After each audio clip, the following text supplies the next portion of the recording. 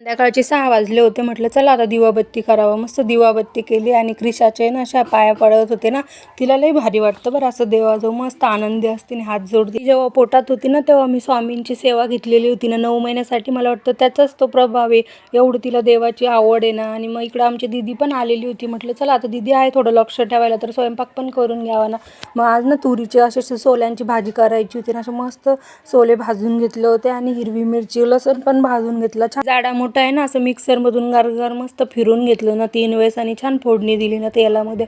तेल तापवलं, असं जिरं कढीपत्ता टाकलेला होता त्याच्यात, अजून वाटण टाकून दिलं होतं. मस्त त्याला असं तेलामध्ये छान परतू दिलं घेतलं होतं आणि मस्त त्याला असं तेल सुटेपर्यंत आणि जेवढं पाणी पाहिजे तेवढं असं पाणी सोडून द्यायचं. खूप छान भाजी लागते ना, मला तर खूप आवडती ही सोल्याची भाजी. आणि असं सीझनमध्येच येते ना ती, नंतर भेटत नाही. मग जोवर भेटते आपलं तोवर खाऊन घ्यायचं. तर अशी हिरवीगार कोथिंबीर पण टाकून दिलेली होती मी. आणि इकडं असं भात पण लावलेला होता ना.